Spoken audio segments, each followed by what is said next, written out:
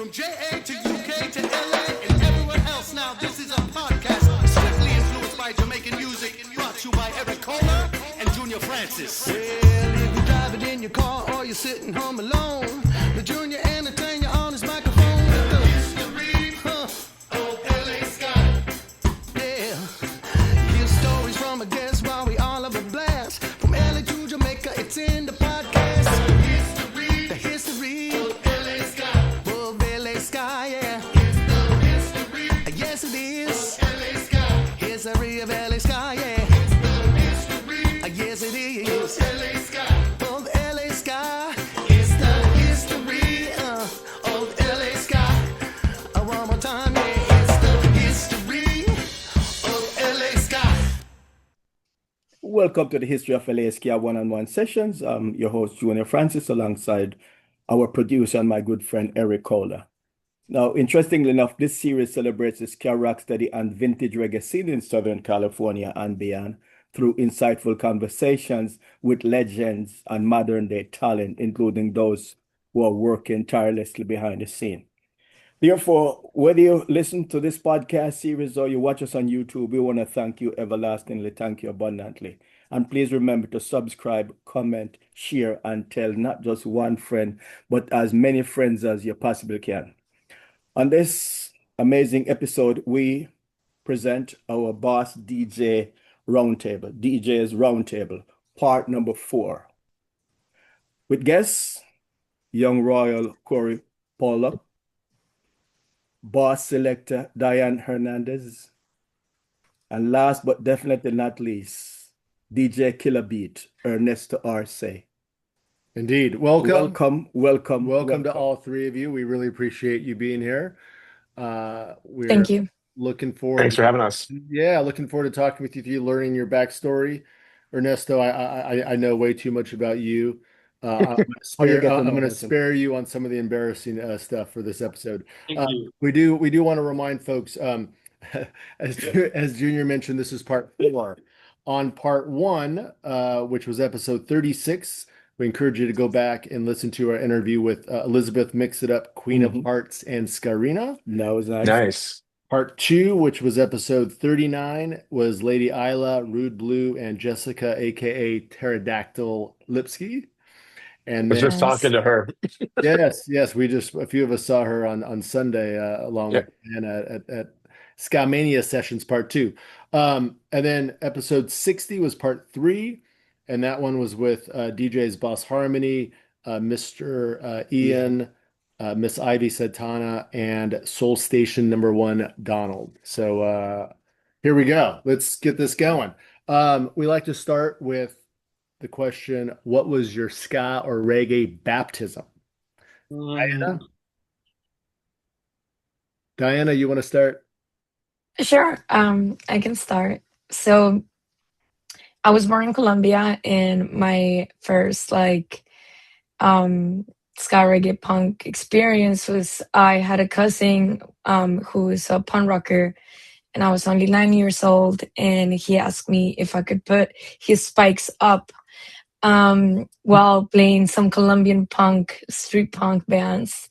Wow. And he gave a CD to my brother that was actually left by mistake at my house over Christmas. And my brother is like, Diana, you have to listen to this. Please tell me what song you like. And after listening to the whole CD, I said, I like this one. We saw Papa Shanti, Venezuelan reggae. And my brother is like, you like reggae. So my dad gave me my Bob Marley CD and my cousin Gondwana CD, which is the kind of Bob Marley in South America. And the rest is history. Yes. Wow. All right. So Papa Shango? Papa Changa, yeah. And then Gondwana. Gondwana. Yeah. Bob Marley. Gondwana, pretty strong, from Chile. Chile. Yes. Mhm. I Nice. know those guys.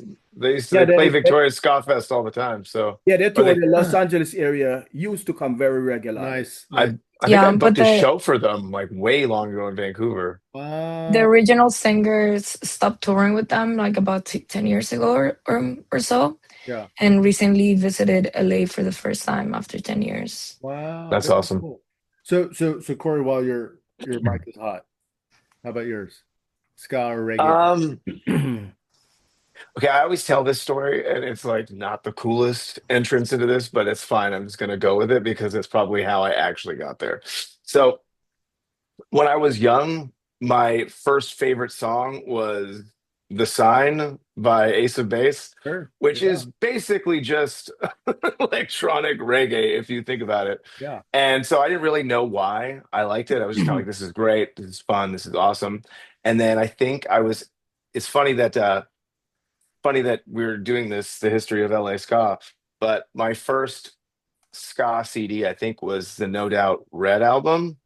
Yeah. So like, and I found it in a bin. Is that crazy enough? I was on vacation in Toronto, or technically Kitchener, where I was born. My grandma was living up there still, and I would go out and see her every summer. And we went to a grocery store, and there was like a bin full of a bunch of random CDs, and there was like the Ramones live album that had like, it was like a later 90s era Ramones live album, and then there was the No Doubt Red album. And I think I played that thing out on my you know, Discman thing. And Right. then from there, I'm a collector at heart, like no matter what it is, like so it wasn't long before I was, looking at the thank yous, finding out the other bands that were playing, with them, knew them, played within the scene, and then from there it was an easy jump to basically we had a record store in Folsom where I kind of grew up for the most part in Sacramento, lived all over the Bay Area, but then eventually landed there. But we had a record store called Dimple Records, and you could just basically go in there, and if you knew the band and you knew the record, they could order anything. So I Yeah. would just go in there after our school on Friday every day, every week, and order a new CD that I was looking forward to. That's where I bought my copy of Out of Nowhere. That's where I bought my copy of, all my Real Big Fish records, basically everything from that era. Slackers, first time I ever heard Slackers. I think I got The Question there. There's a bunch of other records I got there, but that's kind of how I started my CD collection of all Yeah. this. And eventually it grew into like, from there it's an easy jump to the specials, which is an easy jump to, original reggae, because I feel like it's all breadcrumbs, right? Like they kind of bring you down the path. And if you're somebody like me or like all of us where you're like really interested in the music, you can't help but be informed by the past. Very true. Very true. Yes, that's great. Ernesto. Yeah, my introduction to ska and reggae music was Junor Francis and I on the back of a donkey. You don't have that luxury. Manchester into Kingston, and we Yeah, heard the that's sounds a of luxury the that you don't donkey. have. That's a joke. You don't have. That's his, That's right. It's Ernesto, that's exclusive. That's his right. story, not your story. Right. Corey just dropped Ace of Base and No Doubt. That's brave. Wow. I don't look, man. But, I'm not gonna lie. Nothing against those bands. No, But no. so I guess the answer is a two-parter, because how I was introduced to reggae is the first part of the story. Okay. How I was introduced to ska is the second part of the story. So maybe about 1985. Yes, I'm old. My uncle would buy me those nice price cassettes from Tower Records. The first one was Bob Marley and the Wailers' African Herbsman, which to this day is one of the greatest albums ever made. The second nice price album he bought me was The Best of Inner Circle. This is way before the Girl, I'm Gonna Make You Sweat and the whole Bad Boys, Bad Boys. This is Jacob Miller. So this is early 70s Jacob Miller. And man, blown away by both of those records. And it led me down a cheap, inexpensive path of Tower Records' nice price, which was, for those of you who don't remember, it was a $3.99 for a cassette or a vinyl record. So I picked up Yellow Man. I picked up, oh man, all the early reggae bands, and I just became obsessed. About a year later, I'm not gonna date myself, so let's just say it's the 80s at some point. And I'm in middle school, and a friend of mine, really cool guy, Marka too, tells me, "Hey, you're into reggae. You know what you would really love? You would love ska." I was like, I don't know what that is, even though I actually did have Birth of a Legend at that point, because that was also a nice price, $4. And it was the Birth of a Legend was a whole, this Bob Marley and the Wailers with the Aggrolites and the Soul Brothers. And he told me, he's like, "No, I got a cassette for you." I dropped the cassette in at home later that night, and the first song was The Specials' Message to You, Rudy. I was blown away. I wanted to know everything about ska. I was just obsessed.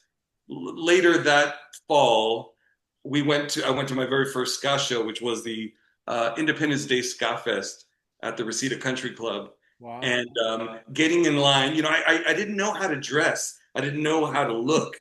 And we got there. I remember it was 6 o'clock, summer afternoon. Everyone's dressed as if they're right out of the 1964 period. And I was in love. I was in love with everything I was in love with the style, with the people, with the look, with the aggression, everything. It was just amazing. That's my story. Nice. That's Wonderful one too. A good one. That is a great one. I'm really bummed that I missed all the Reseda Country Club shows. Oh man, there's just no way to describe those shows. I know. I lived through the flyers and some photos. You mentioned the Reseda Club. Mention a couple of names who performed that time. Well, the first show that I went to was Independence Day Ska Fest, so it was No Doubt. It was Let's Go Bowling. Let's Go Bowling back in the day when all 13 members would wear tonic 3-button suits. Right. Just the most beautiful thing I'd ever seen in my life. I was in love. And then, all the bands, it was Better Than Nothing. It was, what were some of those early bands? I mean, this is the 80s. Jesus Christ, I'm so old.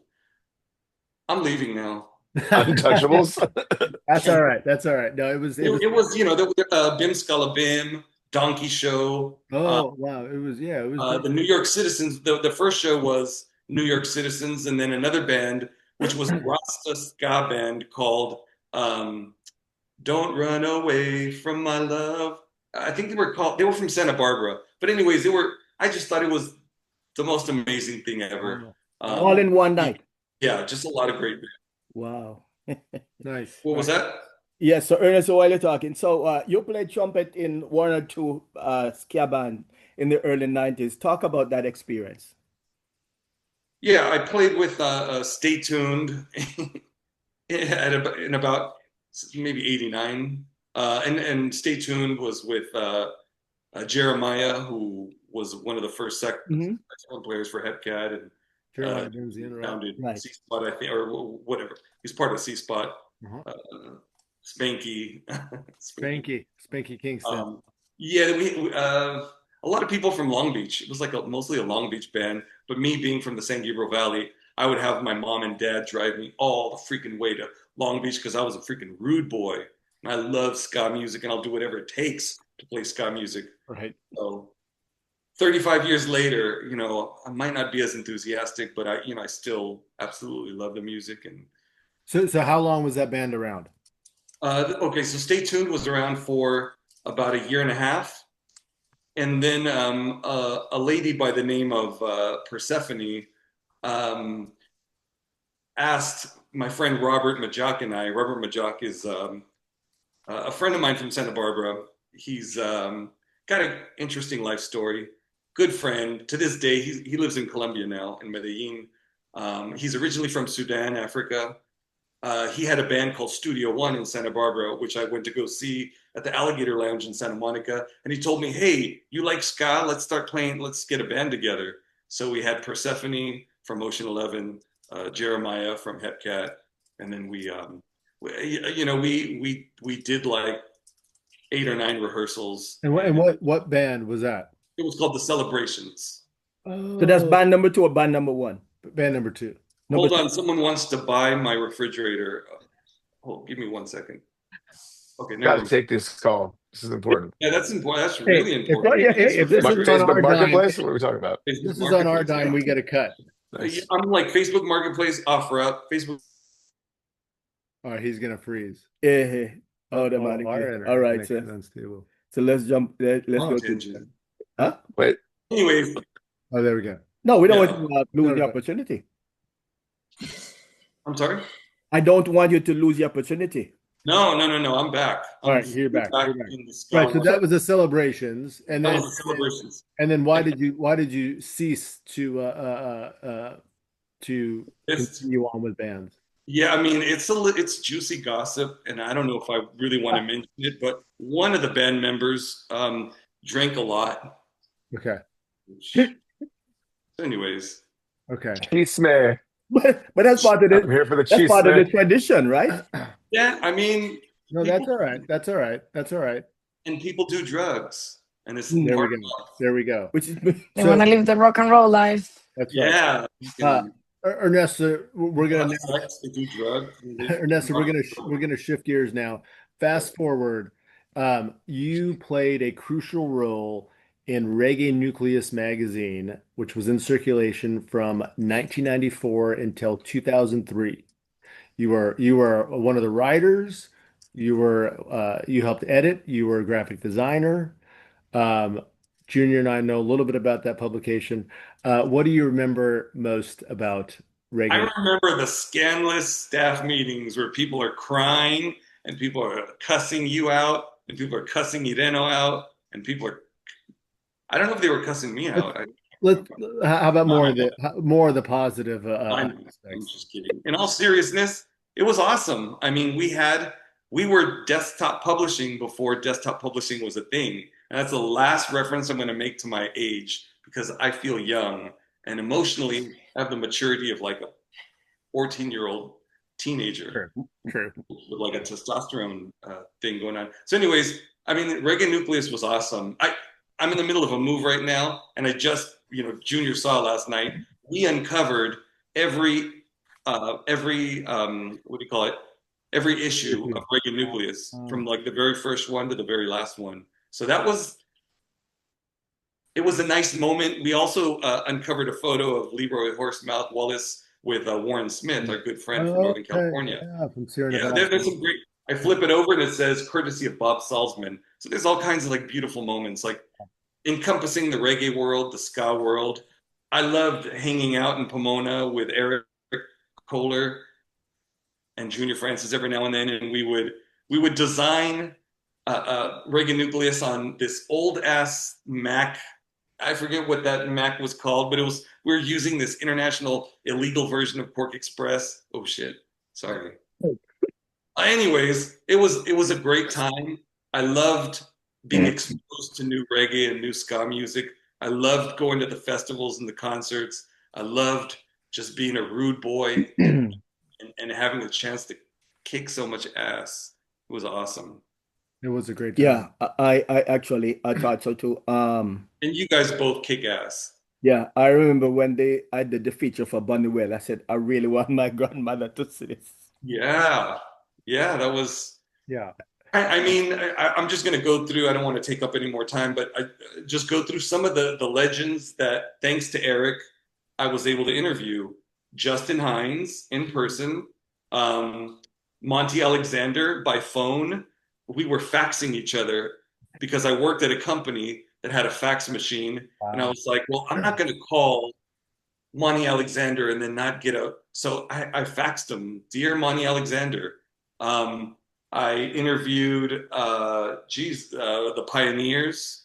I'm already forgetting. There was just so many names of people that we had a chance to chill with, kick it with backstage. I mean, every ska. I like that I was the ska beat. I think he wrote. He had like a pen name, and he did a few articles, but. After that, I was like all the ska artists I would get, and in your face, Junor Francis. I got to. And I don't know if we would have met had it not been for Reggae Nucleus, to be honest. Yeah, that's true. But, I love Reggae Nucleus. I'm gonna go get my issues right now while Corey. I'll post more of the covers and to promote this. Yes. Mhm. So let's proceed. Tell us about your weekly program. You returned to KSPC 88.7 FM. Oh yeah, Weeks ago, or a few months ago. I'm sorry. yeah, a year ago. Almost a year ago, right? Wow. Yeah, Junior. Yeah, talk about where people can hear you select. Yes, so you can hear me on kspc.org, 88.7 FM, the beautiful, wondrous city of Claremont, on the campus of the Claremont Colleges, and I'm on every Friday from 8 to 10, not 6 to 8 anymore. New time slot.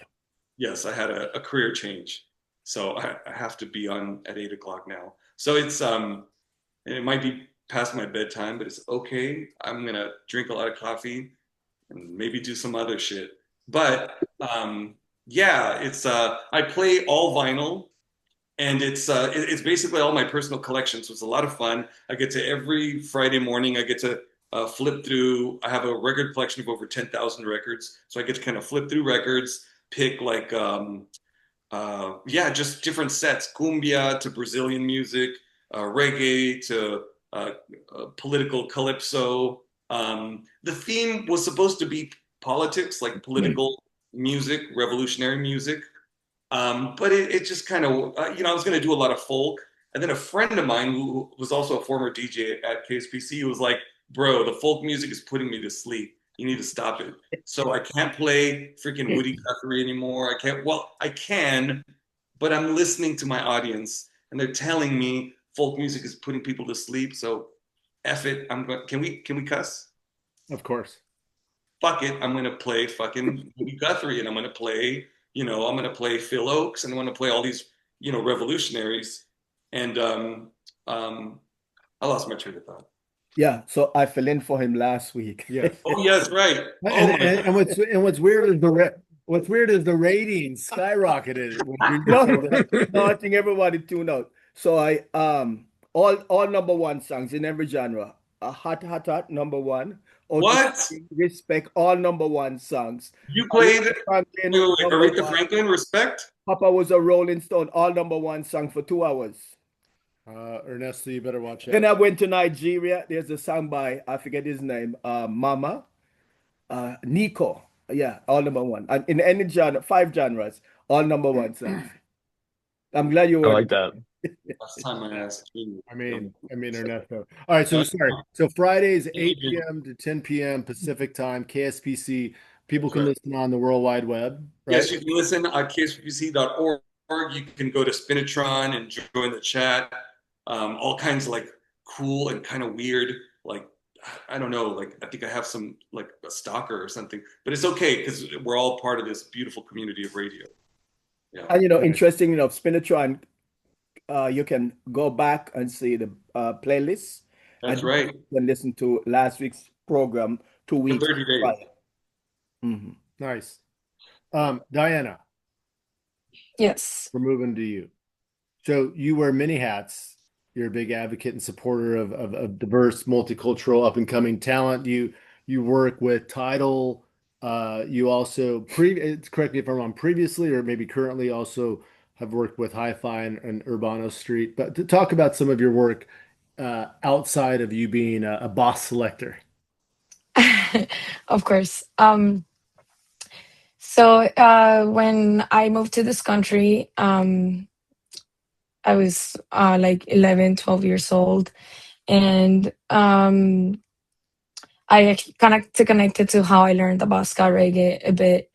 I wasn't allowed to go to shows in Colombia, but my brother would. So when we moved to the US, my mom, we convinced my mom to take us to a ska show we learned about through MySpace.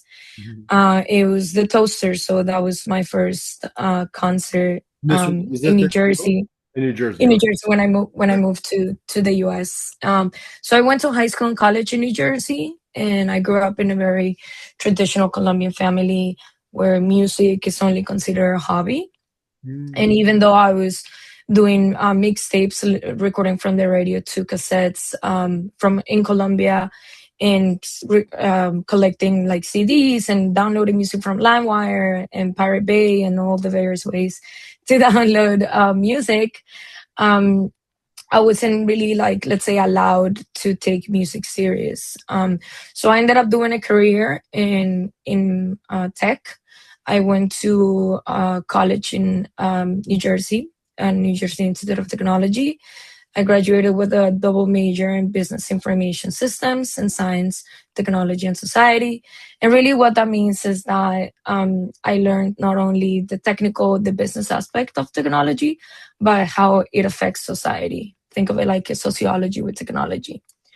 And that just allowed me to connect with music and tech in a different way, where I was still, collecting music and going to shows and kind of doing my own punk shows on the side, while I was getting internships and got a corporate job at IBM out of college. Worked at IBM, moved to New York City, where I always wanted to be because I was always going to Brooklyn to all the shows during the weekends. So after I moved to Brooklyn and worked I call it a double closet life, because I would have to wear, let's say, suit and tie to go to work. But I would take my boots in my bag and then just kind of change and go to punk shows after. Right. After 3 years of doing that, I went through like a depression. Like I was so desperate to do something different. And so I decided to quit my corporate job, and my parents were like, "You're gonna starve." I didn't. I'm here. but yeah, it's been a journey. I got a master's in media management because I had no idea what I really wanted to do in music. All I know is that I wanted to help the music community around me. And after going through the management program, I focused on entrepreneurship, and I realized that I had exactly what artists needed the most, which is guidance on how to navigate the complex music industry and bring technical tools to help solve like real world problems. And so I became that. I became just an advocate for all the artists around me, whether it was through Urbanistry, which is providing a documentation of like high quality content that they can use to promote themselves, kind of documenting artists that never had the funding to produce like such high quality content. And that led me to find a job at Hi-Fi, which was the startup or the team that I've been with since 2019. And it was a startup focused on financial services for independent artists. And we did a lot of great work. I was managing a diversity program where I was able to give out micro grants to a lot of my friends and just kind of help them like come up with like a sustainable business model for them to make some money from their music and so on. Yes. And then we got acquired by Tidal about 2 years ago. And I still remember the day I told my manager that Square had bought Tidal. So Square is like our parent company that now it's rebranded to Block. So Block owns Square, Cash App, and Tidal.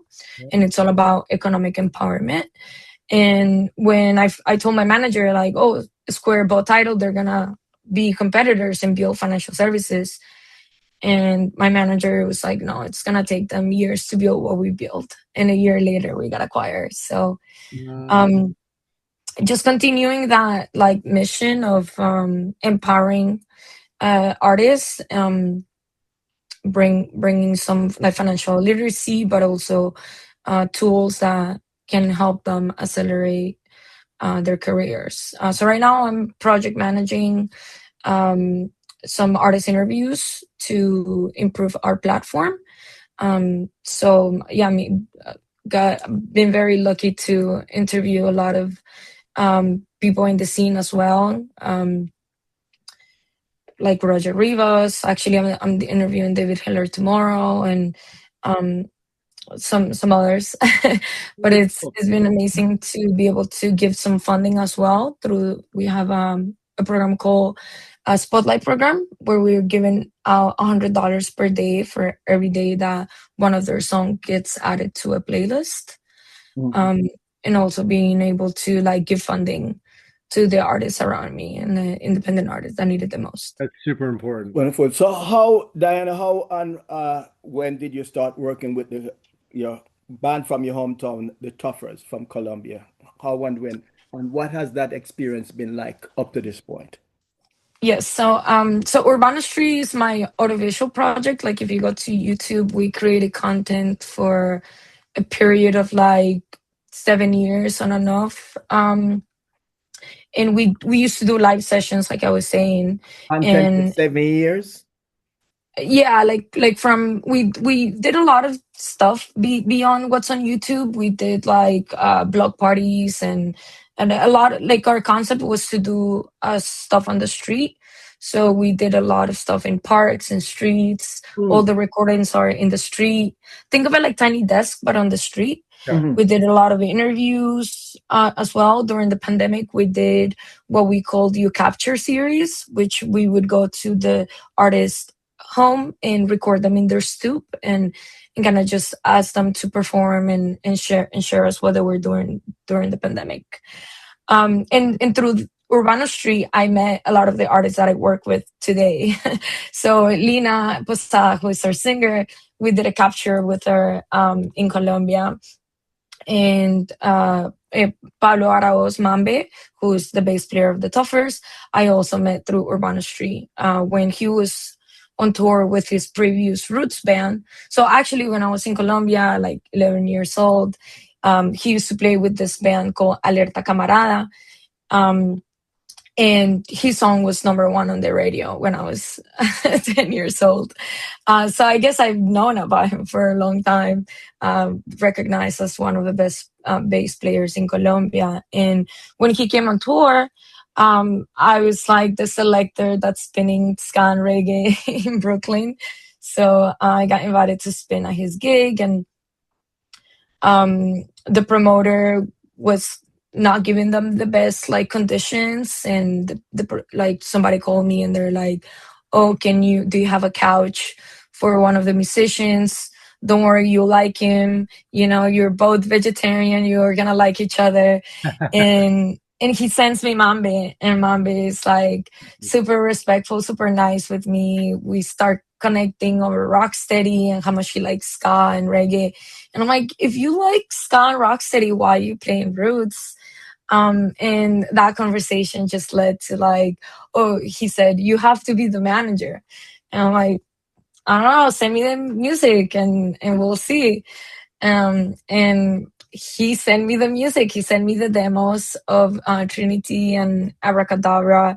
And yeah, and since then we decided to just put together like this. We were talking about like the challenges of discussing in Colombia and, me growing up in New York and having just visibility on like the global scene and stuff. And we wanted to bring a project that could like internationalize and be heard by people beyond Colombia. Wonderful. That's amazing. Wow. And then Diana, when did you start selecting and DJing, and where are some of your favorite places cities to spin? So just to connect it to everything I've said, I used to download a bunch of music like everybody, right? But then I don't know if anyone signed up for that like cloud or like iMatch iTunes program where you upload all your digital files to the cloud. And one day I stopped paying because I just didn't have the money to pay. And they deleted all my music. Wow. And I was so frustrated with life that I was like, I'm never gonna like download one song again. And I forced myself to start buying records because nobody can take them away from me. Physical media. Yes. So I have a bunch of CDs, tapes, and now a bunch of vinyl too. And so I started early on just for fun because I used to love to listen to music, like I still do, of course. And then I started DJing because I have a good friend in New York, Saxo Music Productions, and he's been a ska promoter for a very long time. We had a collective on Facebook groups when Facebook was new, called Rude Roots, and it was like a group of fans that supported the ska bands in New York. And we had a banner, shirts, and take photos and all of that. And it was like 8 of us. We put money from our pockets to bring bands to New York. So we brought los Pies Negros, Barra Brava, a bunch of like Mexican bands as well.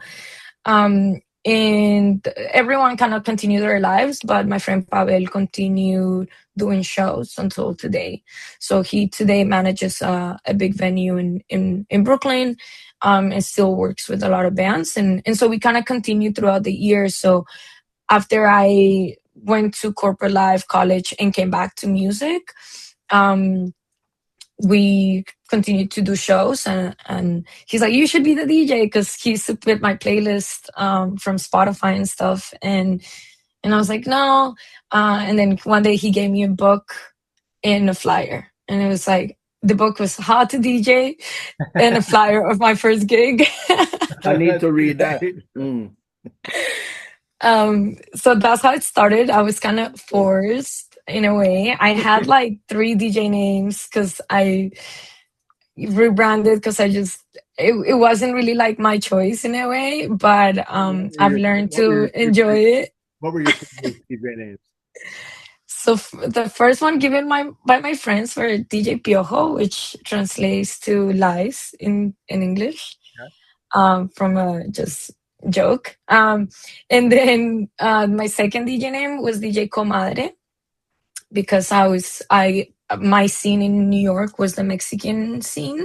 We didn't have that many Colombians, like today we do. And I didn't speak English back then, so I was surrounded by all my Mexican friends who called me DJ Comadre.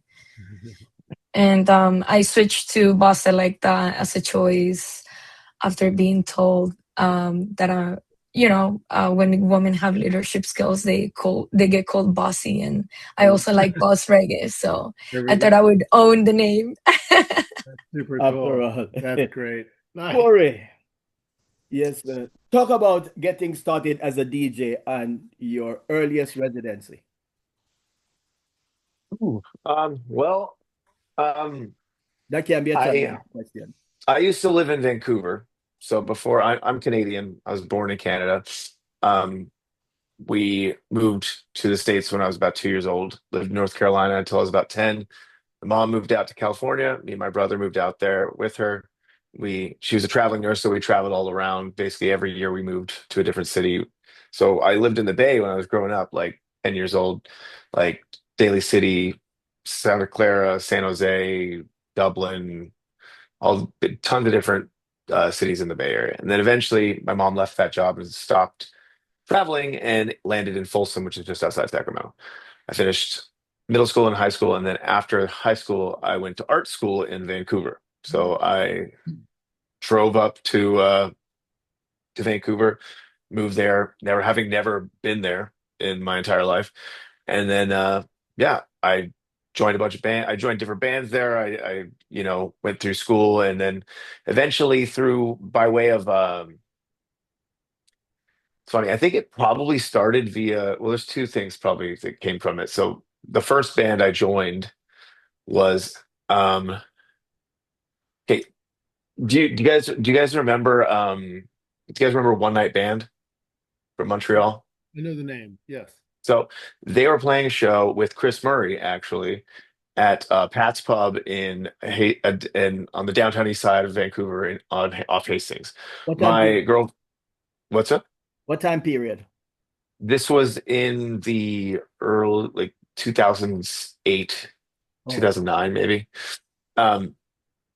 And I went down there. I wanted to go to the show, and I was like, really, I was like, I'm just gonna go there. My girlfriend at the time was like, it's too sketchy. Knowing now later that when I spent a ton of time in that area, I was like, I mean, it's fun. But so she didn't want to go to that show, so we went to some local band ska show on Granville Island, and this band called the Car Mechanics was playing, and they were like, "This is our last show because our drummer's leaving. So if anybody knows how to play drums, hit me up." And I literally walked up there. I was like, "I can play drums." And then I that was my first instrument. I joined that band, Wow. and through that band, I met the sax player and co-founder of the Valuables, which was my first band in Vancouver, Haig, who's the Barry sax player, and then we grabbed some other people from different bands, and we kind of formed like not the only, but one of the at that time only, like because there was a couple of bands before that tried to do sort of traditional reggae, rocksteady, soul stuff like that, but we were like the only band that did that in Vancouver. So whenever Slackers or any band like that came through town, we were the band that opened for them. So we got to know Dane from Victoria Ska Society and Victoria Ska Fest, and he booked and planned all those shows. Me and Dane worked together and booked shows for years. But I started around the same time that I joined the Valuables. I started a very short-lived blog called The Two Tone Times.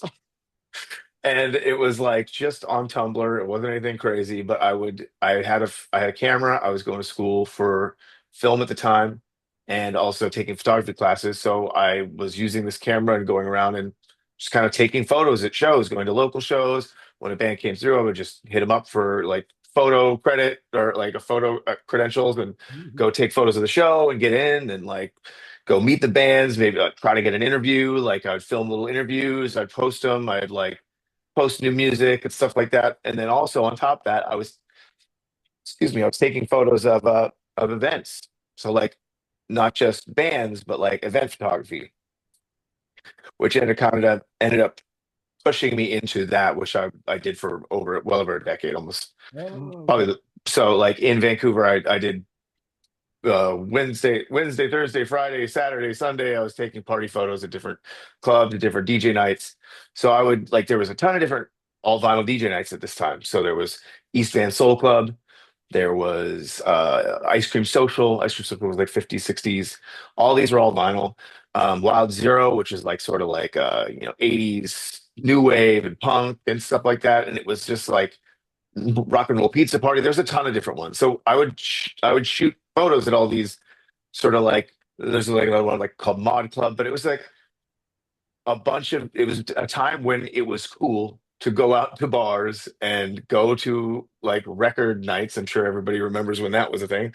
And all the kids from art school and colleges were all there and the nights were packed and it was just like, you'd go there with $20 in your pocket and I'd take photos for free and they'd give me drink tickets and I have $20. I could buy like 4 or 5 Palm Bays with that, which are like terrible coolers, which were like $3 a pop, so it's just like weird, young times doing that kind of thing. But through that, I started hanging out obviously around all these vinyl DJs, one of whom was my first DJ partner, Johnny Grayson.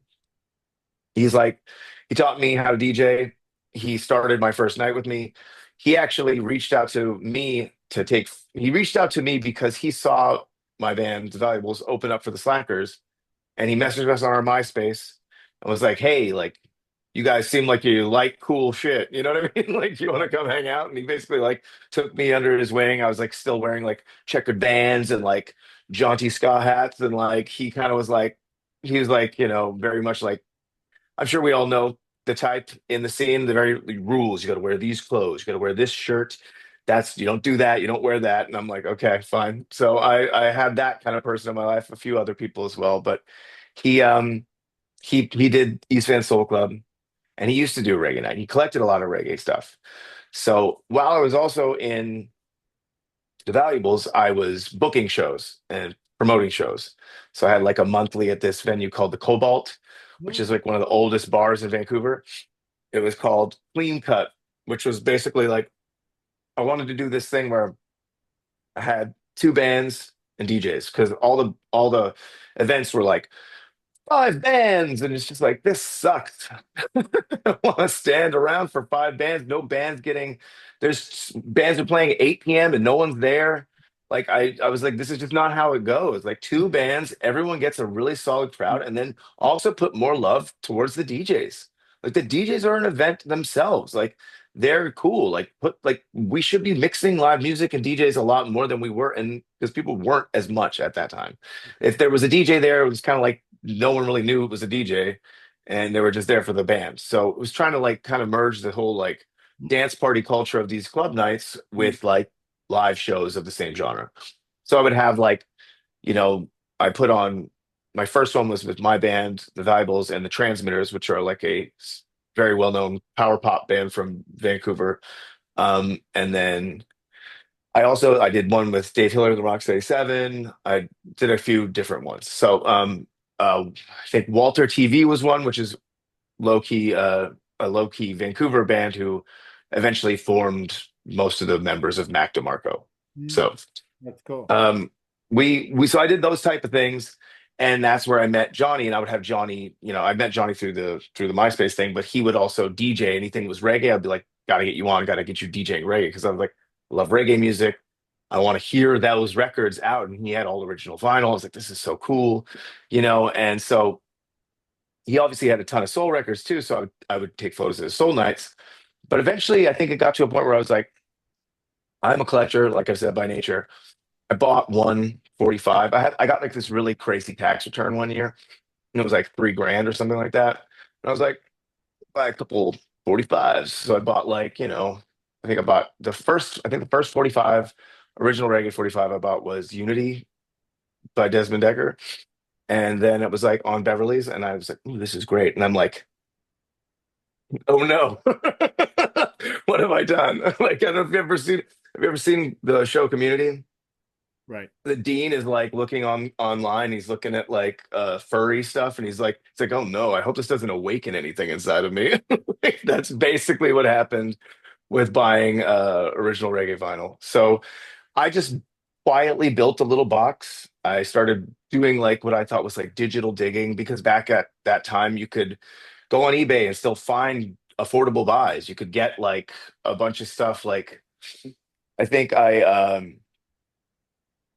got Working, the Marcia Griffiths tune, on Bamboo for like $40 or $30 or something like that. It's now like a 300, almost $400 record, stuff like that, where I was like, oh, I gotta like earn my way in. I gotta be like, buy like stuff that's off the beaten path, or pick and choose and listen to it. Like, oh, no one plays this.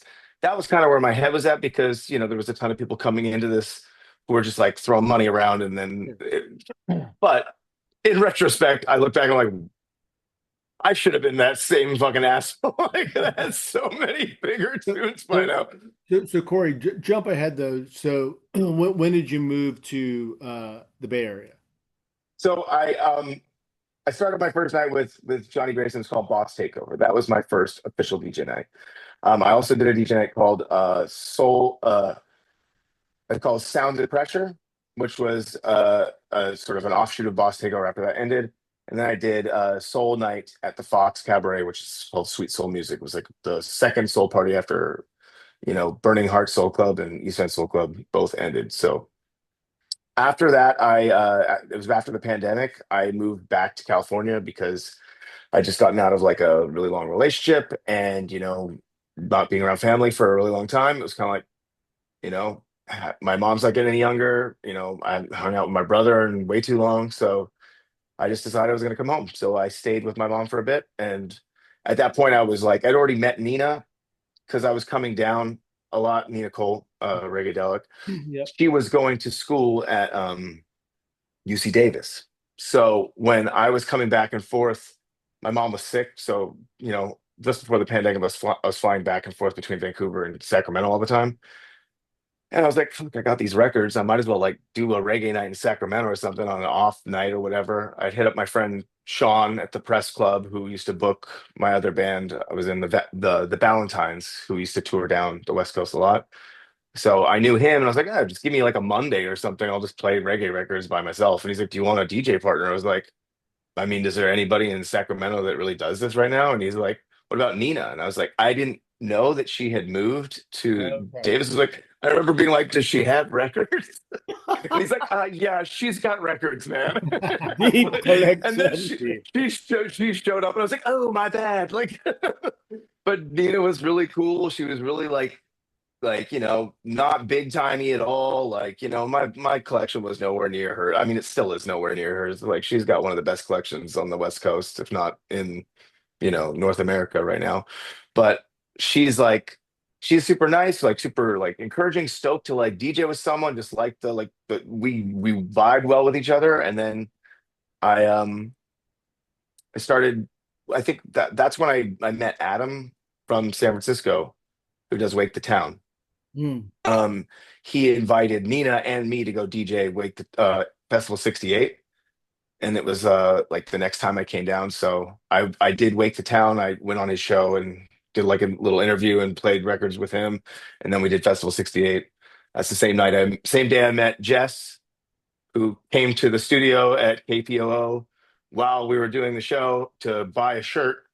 And then she came to the night that night and we met. And she's like, I'm going to Vancouver in like a month. And I was like, do you want to DJ my DJ night? So she came to Vancouver and DJed my night.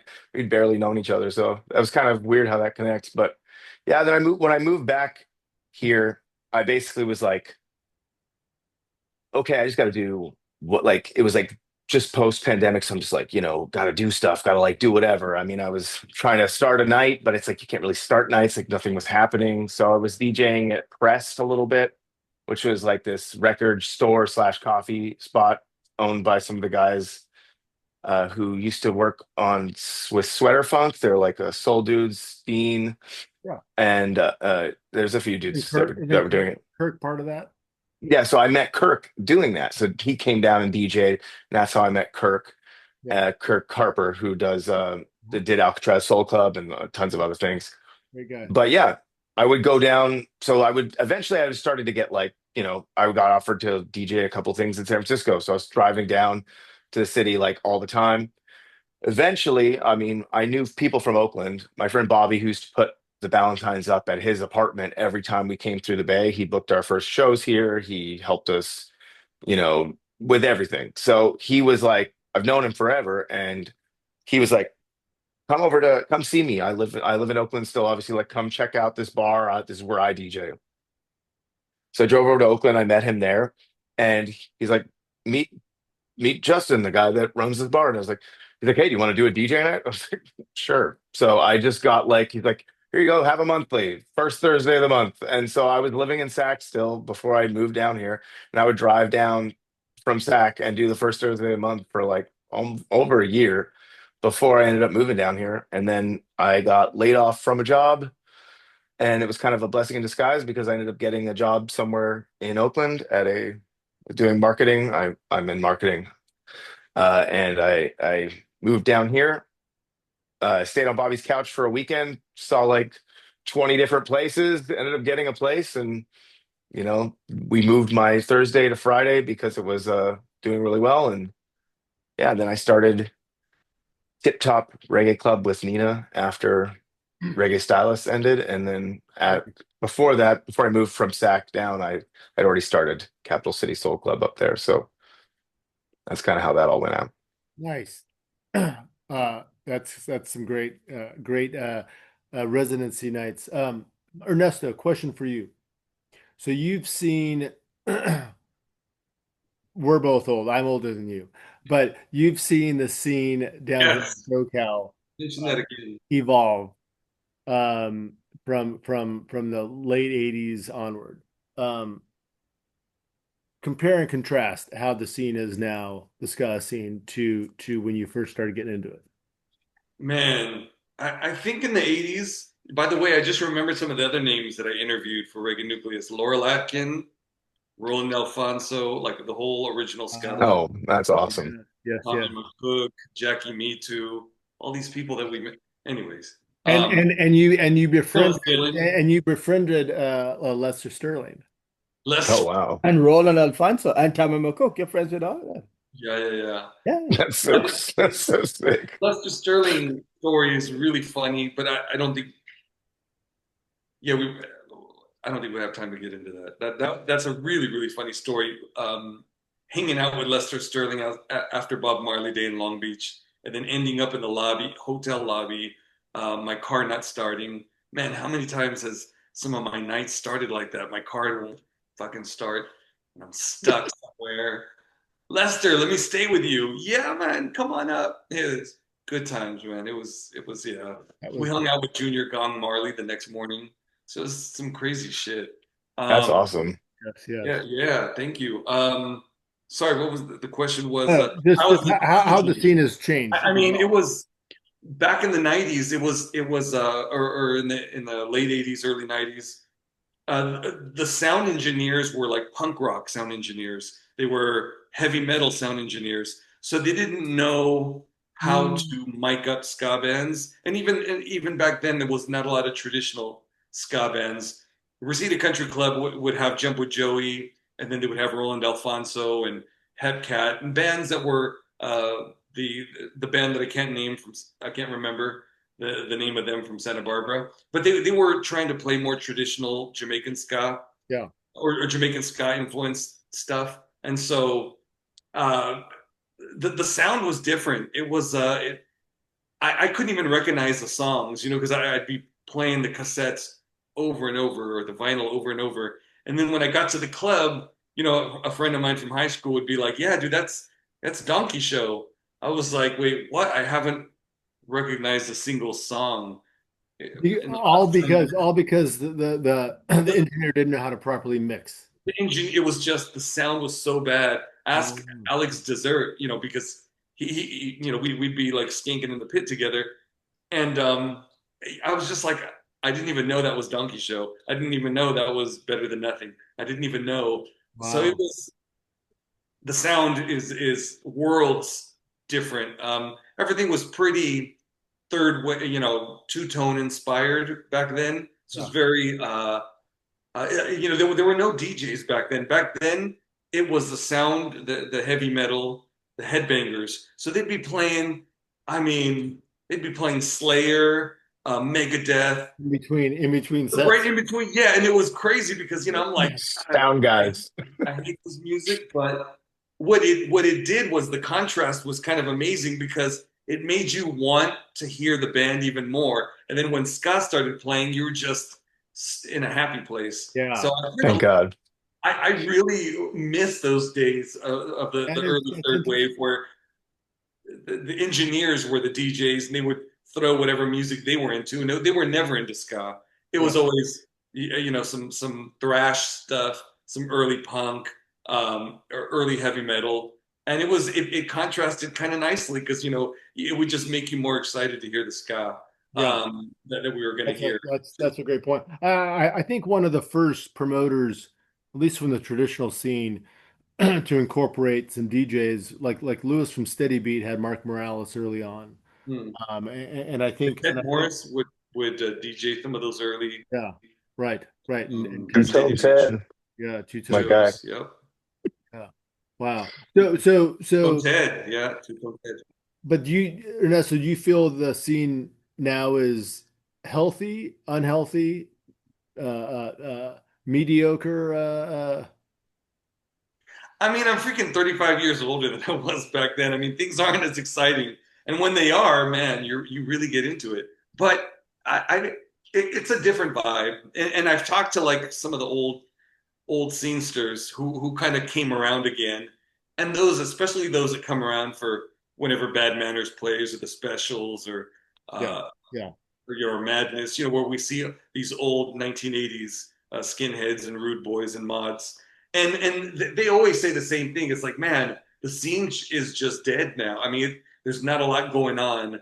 And thanks to Junior and Ska Mania, we still have shows that we go to so often. But it's definitely a different makeup.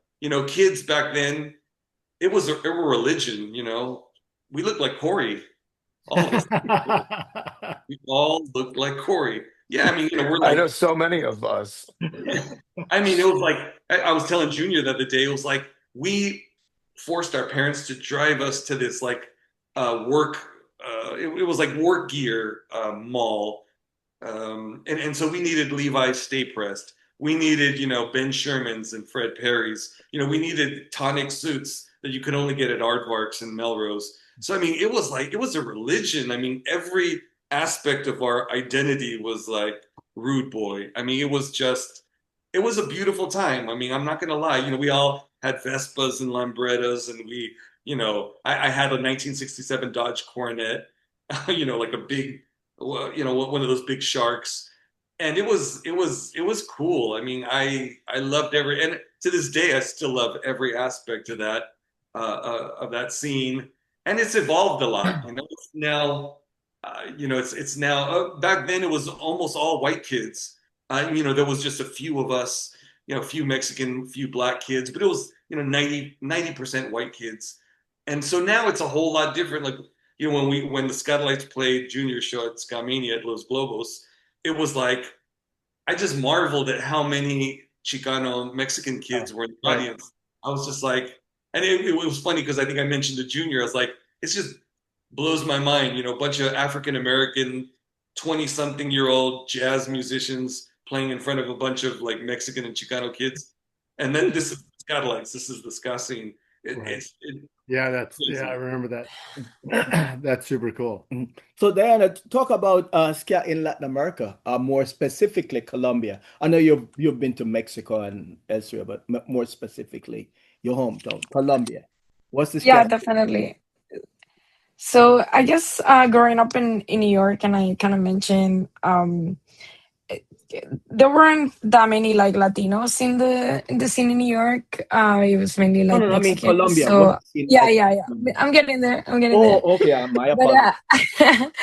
But when I started traveling to Latin America, I was going initially to Mexico because I was visiting the family members of my friends in New York. Okay. So that's kind of like how I started going to Mexico. Also because the promoters, one of the promoters from Mexico came to one of my gigs. I was playing for Binesca, Labim, and Mefiscafeles. And that day I had just decided to do Global Ska as like my set. And he asked me to go and DJ Mexico City. And I remember being in Mexico City. It was like, I think Scatalites and Stranger Cole was one of the headliners. And it was like 10,000 people festival in Mexico City. And I see my name. I was in between DJ names at the time, and it said like Diana from Colombia. And a couple people from Colombia approached me and like, you're Colombian? From where? I'm like, I actually live in New York City. And they're like, oh, okay. And so when I met Mambe from the Toughers and I started actually going back to Colombia, which is actually very recent. I only started going back to Colombia less than 5 years ago after the pandemic. I was so shocked with like how different the scene is. Like, let's say like to get a sense of, like you guys know the LA scene, comparing it with like New York and Mexico and Colombia. The biggest of all, of course, is Mexico City. Very diverse. Mostly like skinhead in a way, because it's so big. It has also a lot of drama, but that's another story.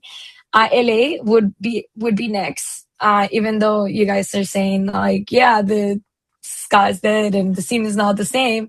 It's still the biggest one or one of the largest ones in the world after Mexico, and that's why I moved here. New York is a bunch of artists and DJs. Like, there's no fans in a way. It's a small, tight, great musicians, just like kind of tiny in that sense.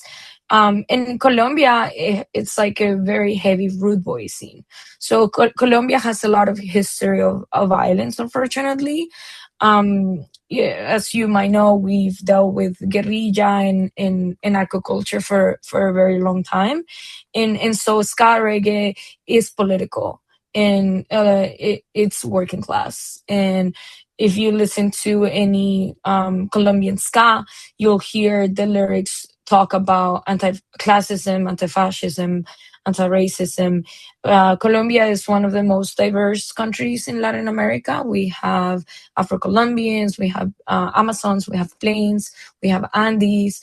And being such a multicultural country, we have a lot of fascism and racism and classism. So the underground music, ska, reggae, and punk, it's always been very political, and it's a statement. Yes. And because of that too, it's also like doesn't have a lot of cultural or art spaces. It doesn't have the infrastructure or the support that like many other scenes do. Like in Mexico, the bands can go on tour and survive and do really well. But in Colombia, if you play ska or reggae or punk, it's much harder. It's a lot better now. It used to be a very violent scene, especially like in the late 90s, early 2000s, when it was the boom over there. It was kind of like a late third wave in Latin America, especially like Mexico and Colombia. I would say early 2000s was when it was the strongest in Colombia, and something that like around my age.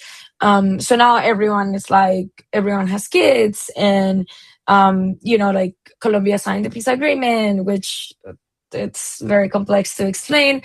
We still have a lot of violence, but it has opened the doors for tourism in a way that people were never able to travel to Colombia before. Like in the 80s, you would get kidnapped. But today, artists from all genres go to Colombia with no issues. So that has changed the way that Colombia is perceived in the scene too, because in the last 5 years, in the last 10 years, we've had so many Jamaican legends go to Colombia. Like in one single year, like the Tenor, Stranger Cole, Roy Elise, like the Aggrolites been twice in a year. It's like that had never happened before because either artists were scared to go or, just the funding and the economic situation in Colombia is just very tough. So if a band was to go to Colombia, it's really hard to make money, especially like in ska and reggae. So the ones that have made it a point to go is because they want to connect and get to know the scene over there. It's amazing and shocking in a way too, because they have so many sound systems. Like they did like a sound clash recently where it was like 6 or 7 big ass like sound systems that I haven't seen an actual sound clash like that anywhere but in Bogota. And there's like a toasters culture, like drama like anywhere else. But there's just a really like amazing community of music lovers that unfortunately like there's no economic like foundation to like record, and a lot of Colombian bands just don't have the funding to record or go on tour. Yeah, it's fascinating. Yeah, no, thank you for sharing that. Corey, the Tectonics. You sing and play percussion, and you all tambourine. Sorry. All right. Well, no, sure. You can say percussion. It's fine. Cowbell. No. Yeah, no cowbell yet. We'll see when I can afford a cowbell. It's like not in the budget just yet. I know you all just recently opened for the Insiders, but talk about the Tectonics. I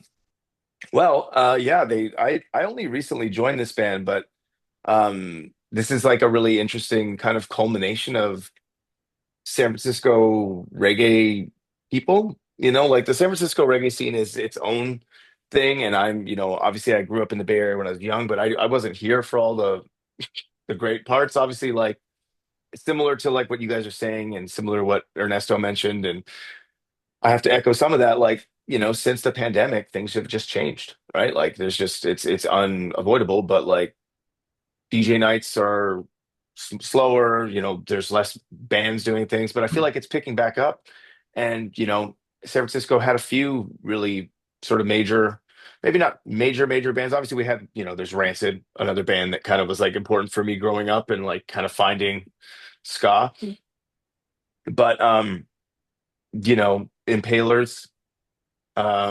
There's obviously, the Uptones if you go far back enough, Yep. and then uh, the Tighten Ups was another band. So there's a few bands that are basically made up of the Tectonics are made up of members from a lot of those bands. So it's mostly core members are Mike and Mark and Dave, who are all in the Tighten Ups. So Tighten Ups was like they're doing like original reggae, rocksteady, in the early 2000s, and then Paul, who's the keyboard player, is actually the original keyboard player from the Uptones. Mm. And Paul, to tie it back to Rancid and even more, he hates when I tell the story, but I'm gonna tell it anyway. I found this out because I thought it was so sick. He was in Uptones, obviously, and I heard from Aaron of In Defense of Ska that a big part of the reason that Op Ivy and Rancid ended up getting into ska so much was because they loved going to see the Uptones play, Heard and that. so they would go to their shows all the times, and then that's how they started incorporating ska into their music. So much so that when they went to record Time Bomb, the organ solo for Time Bomb is Paul. Oh, nice. All right. So he's super cool dude, incredible player, but it's like, it's guys from the Tighten Ups, it's Paul from Uptones, and then Minnie, who is a former member of the Cover Ups. Yep. So it's them, and they had another singer before, and she decided at a certain point it was kind of like she couldn't commit. She was more, there was multiple reasons, but they kind of parted ways. It's all good. They're very close friends still, but she just couldn't commit to the amount of time and the drives. Like I think she lived outside of the city, so there was a lot more, commute. But I had started working on my own solo stuff. Like I'm still working on my own solo record right now, but I had gotten back into writing again this year, and I was recording a bunch of demos. And Minnie's a good friend. We DJ together all the time. And I knew she played bass. I saw her band play before when they had the other singer. I actually DJ'd this show that they did. I think it was their second show. It was at this really weird old punk venue. It's called the New Farm now, but it's like way out in the boons in San Francisco, like by the by the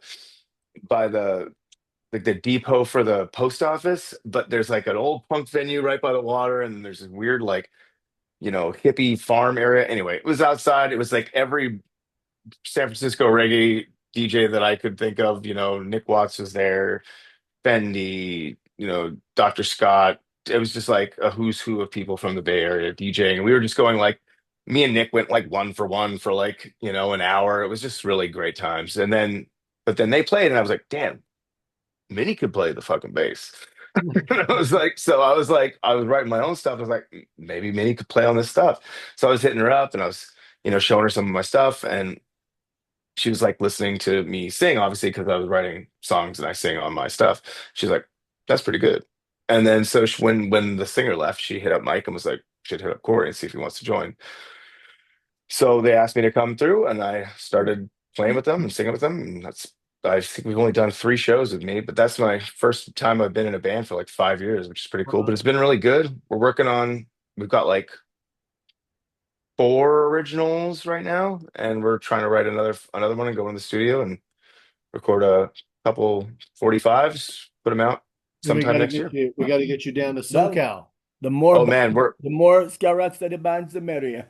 we're super down. We've been talking. Obviously, you mentioned Rick. Obviously, I think Rick was saying that we're talking about doing something to that effect. So, I think one way or the other, we're definitely going to get down there. I know Yes. Minnie wants to do that. Plus, it's just like to piggyback off of what Diana said, is it's just LA is such a hub for this music, and it is obviously Mexico City is insane, and I mean I've been lucky enough to DJ Mexico City as well, and see that like for the Pioneers Weekender, it was incredible. It was something I've never seen in my life. But LA, the connectivity and the welcoming energy of LA scene. Like you go there, I went there one time and I meet all of these people who are now like close friends of mine. And shout out to Ted who like got me my first gig for Rhythm and Brews down there. But I go down one time, everyone's super supportive. They're coming up to meet me. They introduce themselves. It's just super nice, unlike most cities I've ever lived in. But yeah, to be able to do that and come down and play LA would be super cool. So I would love to do that. yeah, the clock is not our friend. DJ Kilabeat. So a question for all three. Let's start with Kilabeat. One record that you can die for, your favorite record, the most valuable in your collection. Valuable, not necessarily because of the price tag, but valuable for other reasons. Ernesto, name one or two. Like vinyl, or well, yeah, it's got to be vinyl, right? Vinyl, 8-track, CD. Like emotional value. Oh shit! Or just your favorite album, or valuable. One that you will never part with. One that in the genre. I mean, it would have to be, and Junior and I have talked about this at length for many, many times, but Lee Scratch Perry, the Chicken Scratch album with the Aggrolites, one of the, yeah, probably. And it's a heartbeat compilation of all his Studio One stuff, but I mean, it's perfection from beginning to end. That raw energy is what makes ska one of the greatest musics ever. And by the Aggrolites. Yeah, Scatterlights backing them.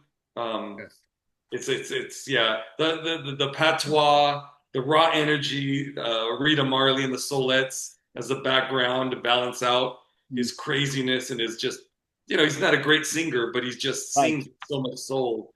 Yeah, that's got to be, that's right up there. And Ernesto, because I know that you have to leave in a minute. Before you do, I just want to show. You're going to be a guest DJ. Yes. Quickly talk about this. I'm sorry?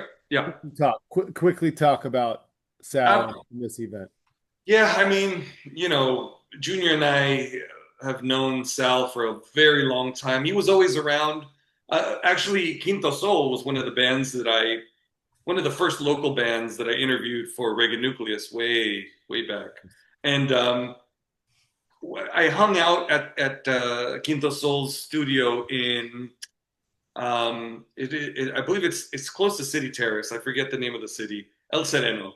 So we're chilling and interviewing. There's Limon and all the dudes from Quinto Sol, Martin, and then guess who rolls up? Ras Sal, and I think that might have been the first time I was introduced to him. So this is many years ago, and just the sweetest person. Okay. Immediately asking like, hey, what's the interview for? Reggae Nucleus? Oh, I know it. I know Junor Francis. Oh, cool. Yeah. Junior's all right. Eric, oh, yeah, we love Eric. Yeah, but Junior's. I met Sal in 1994 when he was part of I Soul Jazz. Yeah, I Soul Jazz. Yeah, I was just telling Junior about it. I was like, man, did you know what Junior did the first time I met Junior? Man, I don't want to talk about that guy anymore. But anyways, so Sal was a great guy. Every Wednesday, he was just a staunch supporter of the reggae scene, the roots scene, Latin music scene, alternative scenes. He'd be at the Dub Club every Wednesday, and always with a big smile and a big hug. He always had this like stoic, kind of serious look to him. I think it's part of like growing up in the barrio. He was a tough, came from a tough neighborhood. So it was always off-putting because everyone else just kind of has their own vibe. But Sal had always a very sweet vibe, which contrasted with his tough guy persona. But always a big hug, always a friendly thing to say. He was a big supporter of mine when I was my moonlighting. My past life was as a journalist. And I was on the news every night. So he would listen every night. And he would always tell me about, always refer to a story that I had just reported on or that I had broke. And I was always so happy to see Sal and to run into Sal. Yeah. And so I'm excited to be able to bring some of the music that Sal and I shared and I'll be able to play that. Yeah, we're gonna honor him on Sunday, November 2nd at the Continental Room as part of Ska Mania sessions. Sal passed unexpectedly a month, Yeah, 5-6 weeks approximately. ago or He so. was laid to rest last Yeah, week. but Sunday, November 2nd, honoring Sal at the Continental Room Won't you rattle off in some of the Fullerton. selectors? DJs Boss Harmony, Chiney, Daniel Rios, Danny Semina, DJ Kilabeat, Ernesto, Gregory G. Jaw Faith, Junor Francis, Carlos Evacuate, Rigan Sound, Sammy Ranks, and more. And proceeds will benefit The lineup Sal's is family. coming through. Oh, all right. Yes. We're in a home. Yes. As they say but- in as they say in the hood, Salvador Navarrete presente, always. There we go. Yeah. I was thinking deeply. Who else in Southern California, if they were to pass untimely, could garner that same amount of love and respect? And frankly, I can't think of anyone. Nobody. Yes, no one. Yeah. But the people of all ethnicity love him. All Diana, he but- touched a lot of people. That's very challenging. No. That's very challenging for people to love you at that level. Not at the mediocre level, but at And- a higher and a more profound level. And in Jamaica, when he used to go to Jamaica regularly, it was the same thing. Yes. It was the same thing. Junior's point of saying something, he says, when people come at you with humility, that's the true essence of a person. And Sal was a Exemplifies that. humble person. Yeah. No ego, just easy to approach, easy to talk to. And he was always such a supportive person. I don't think I've met that many people in my life that have been that, always consistently that supportive. Yeah. Indeed. Diana, over to you as far as your most valued or special record. Yeah. I have to mention two. So one is tied to my journey. Before I got into ska and traditional and early reggae and all of it, I was listening to a lot of like Latin ska and reggae in Spanish, like roots in Spanish. And what really like changed my journey to get into rocksteady and all the Jamaican oldies was listening to this band from Mexico called Jamaica 69. And they did a bunch of covers, but there's this one, Moonlight Lover, Bejo Yalandis. And when I first heard the like actual rocksteady song, I had no idea. Like I was so young. I was like 14. I had no idea that they were all covers, and that was something click, and it was an epiphany. Like, oh my God, there's so much behind what I already know, and I just, like jump right into like learning more about the history and rocksteady, and that's when I fell in love with rocksteady. So that's one, because it was actually my first original Trojan record as well. And I almost don't take it out of my house, only sometimes for special occasions to close some nights, because it's such an important song for me. But I do have to mention the debut album by the Toughers. Eclipse of the Soul. Which is our first full LP that it was pressed by Jump Up Records recently. And we just sent out Libre Como el Viento, which is the first single, to all of our DJ friends and podcast and radio host. So if you haven't received it, make sure to reach out and I'll send it so that way it can be blasted all over. But yeah, I guess. Corey, I've got a couple, but I'll obviously one of the most important records of all time for me is Pat Kelly Sings. I love this record with all my heart. But this record, weirdly, I'll show you the 45, but it's Ken Lazarus, How Can I Love You? And it's just this tune is weirdly kind of a culmination of a lot of things. I remember in Vancouver when I first started buying vinyl, and I found this. Obviously, this is like a cheap record, but it's Ken Lazarus doing a bunch Yes, of yes, different yes. covers. Mhm. It's got Everything Trash, No More Heartaches, John Jones, Bangarang, Put Yourself in My Place. Cover or original? They're covers of those songs from that era. But he also had on here "How Can I Love You," which is the last song on the album, and that's an original, and that was my favorite song on the record. And I remember one of my first trips after I was the second trip to LA, and Delana had reached out to me, DJ Queen of Hearts, and was like, "Hey," she met me like one time, and was like, "Do you want to stay at my place the next time you come down for I can't remember which show. I think it was Stranger Cole."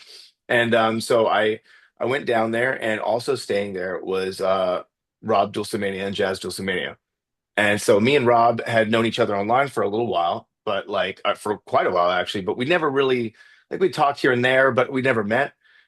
And that night we just all hung out at Delana's and played records. Me and him went back and forth, and it was really fun. And he played this record, and I was like, it blew. I was like, "Fuck, you've got that!" And I was like, and it was that one of that moment of like one of the first records when I was young, getting into this that like really meant something to me. And then someone having that 45, and I found this in Toronto when I was out there, and it was not too long after he'd passed. So this is kind of a weird kind of culmination of all the things. And shout out to Rob Dulcimania, rest in peace.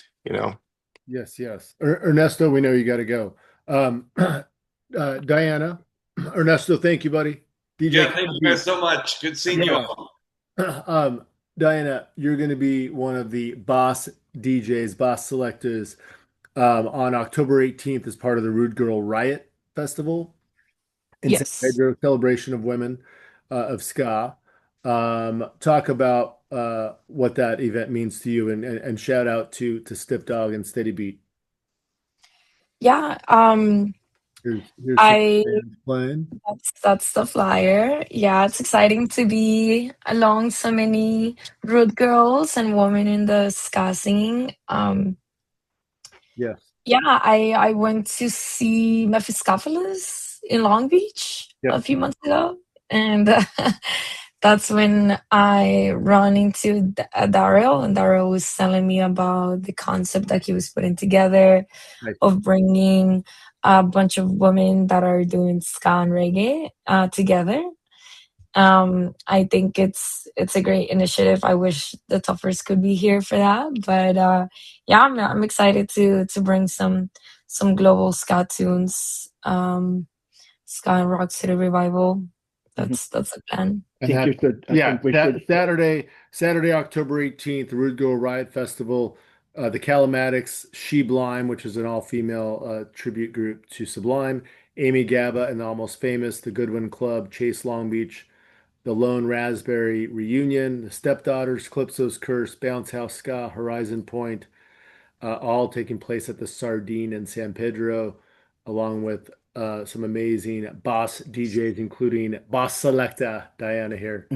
So yes, definitely. Addition, before you close out, why don't you show what we have in at the Grammy Museum all-female panel, November 19th. Yes. It should only take a second. Junior, that's some pressure. Some pressure. Oh, no, I think I saw it already. Oh, here we go. Here we go. Hold on. Yes. There we go. Right. Yes. Come on, Eric. Yeah, let's talking yeah, about celebrating. let's run a commercial in the meantime. There we go. Ska her way at the Grand Museum on November 19th. Panel discussion. People already buying tickets. With Dunia Best, Gina Rodriguez, Heather Augustin, Karina Denicky, Queen P, Persephone, Sarah Jane Owen from Body Snatchers, and Bell Stars and Tarahan at the Grand Museum in Los Angeles. And the ever so elegant Grammy Museum. And we have enough after party. Gonna be rocking. Details to come. Corey, closing thoughts. I would say honestly that I think it's really great to be that you guys are doing this. I think this podcast and this kind of connectivity that LA brings to the scene. It's like I mentioned it before, but I've met. I think the way that I've interconnect with and really realize and seen how global this music really is, and like how small yet large this scene is from meeting people in LA. Like, I've met some of my closest friends now at shows that you guys put on.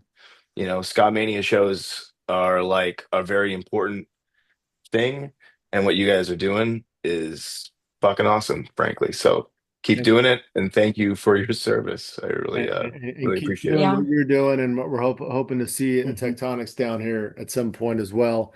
And Oh yeah. we're very happy that you have moved to Southern California. We get to see more of you, And perhaps we should ask her for her closing thoughts as yeah, well. of course, and absolutely. Your closing thoughts, Diana.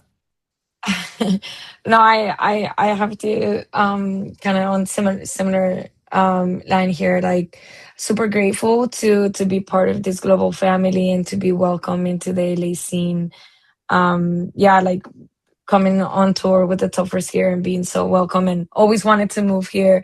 And like I was, should I do it? And everyone's yes, move. And so I did. So yeah, like let's continue making history, and anything that I can do to support. Now you know a little bit more about me, and yeah, I'm excited for what is to come. Yeah, thank you for having me here. Absolutely. And it truly takes a village, people in front of the scene, behind the scenes, on side of the scenes, and everything. So, Well, yeah. yes, Corey, that's thank been you. well Diana, said. thank you. Ernesto, who had to leave. Right. Thank you, Ernesto and And Junior. Thank you. yes, Nice to see you, Corey. yeah, Nice to see you too, Diana.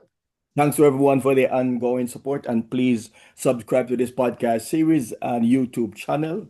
Follow us at History of LA Ska on Instagram and join our Facebook group. This series produced by the Rockery Radio and Eric Kohler, my good friend here. Yes. Young Royal, Corey, Boss Selektah, Diana, and DJ Ernesto. Kilabeat, Ernesto, who just had to leave us. And we thank everyone for the ongoing support out there. We truly, really do. And we continue to urge you all to please do your part to celebrate and preserve the scene. It's the only way it's going to keep surviving. And I'll leave you with this. Come on out, put on your dancing shoes, and enjoy yourself. And much love and be well. Diana, Corey, Junior, thank you. Take care, everyone. Thank Thank you. you. Have a Bye-bye good now. Have a night. good one.